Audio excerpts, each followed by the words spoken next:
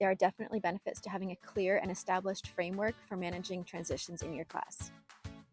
Transitions within a school day are far more than just getting from one thing to the next. Understanding the nature of transitions is the key to a calmer, more focused learning environment. The human brain is highly energy efficient, and so it thrives on simplicity, it thrives on routine and structure. So when the brain knows what to expect, the predictability, then energy can be preserved and redirected to other tasks that matter more. The brain likes to conserve energy, it likes to reduce uncertainty and anxiety.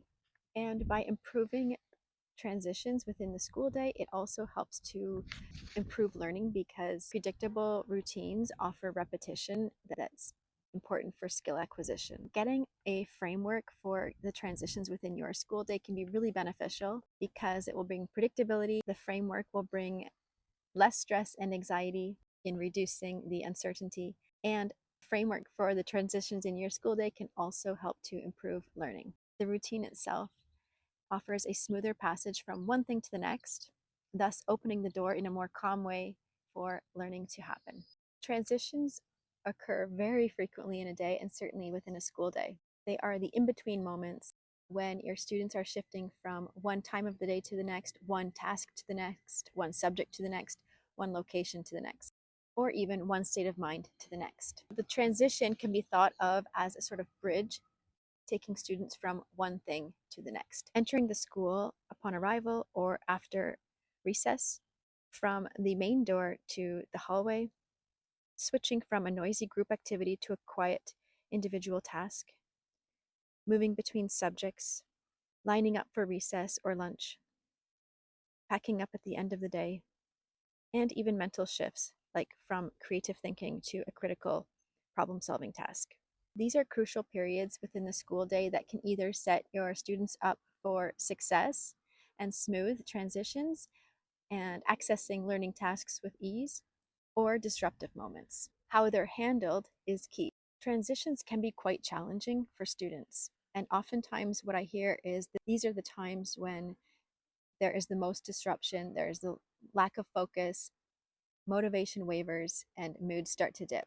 There's a lot going on. There's a strong cognitive load because students are shifting their attention. They have to recall new rules, expectations, prepare for a new task all at once. And for some students, this can be mentally taxing. In these moments of transition, there's a loss of predictability and expectations. So even if you do have routine around your transitions, there's still this moment in between where there is more white space, and it can feel unstructured for some students, and the uncertainty can cause anxiety.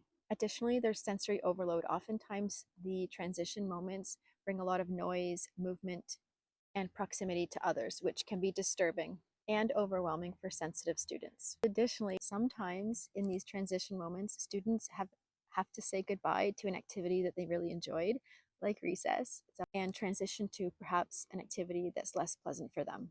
In so doing, they might show some emotional resistance. All of this can create restlessness in your students.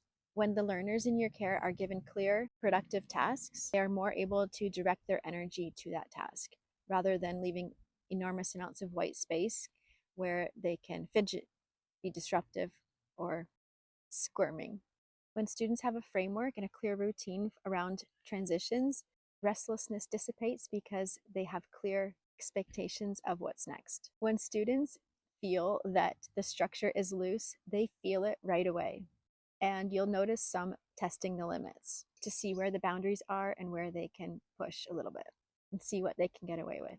Boredom and disengagement can come if they feel the transition time is taking too long, and they will begin to check out because they've lost interest. So having a clear plan will help keep the students engaged and interested and make for an easier transition. There are definitely benefits to having a clear and established framework for managing transitions in your class. Maximize learning time, reduce behavioral issues, foster independence and self-regulation, creates a calmer classroom environment, and most importantly, enhances student well-being. When students know what to expect, they feel more secure, and this security brings confidence. They know how to focus, they know how to channel their energy, and they know what the expectations are for them. This framework gives comfort. As the leader of the learners in your care, you want to offer them a smooth transition as often as possible, noticing that even just the littlest ones that might seem small for you can be quite challenging for the little ones. Setting yourself up with a clear before, during, and after structure will help to make these transitions more fluid and give the comfort to your learners that they know what to expect. Prior, you give sufficient warnings and clear instructions. You are preparing them for the upcoming shift. During, you have a clear plan so that you maintain momentum and there's less risk for disengagement. Your organization with the transition helps to keep behaviors on point. Students know what's expected of them and after. At this point, you can acknowledge the successful transition or the moments that were successful and ensure that the positivity carries forwards. This recognition closes the loop and sets the tone for a nice focus strategy, leaving everyone ready for that which is up next. Hi, I'm Laura, a teacher with over 20 years experience, and I help teachers put in place strategies and tools that help their students access learning in a meaningful way. For further support in setting up this framework for your class, you can access the checklist in my community. Let me know in the comments below as well, what's the transition that in your school day that often causes the most disruption? See that you are not alone. One intentional shift, like putting in place a framework, can help make your school day a lot smoother. Small shifts, big impact. Which transition are you going to start with to improve the flow throughout your school day?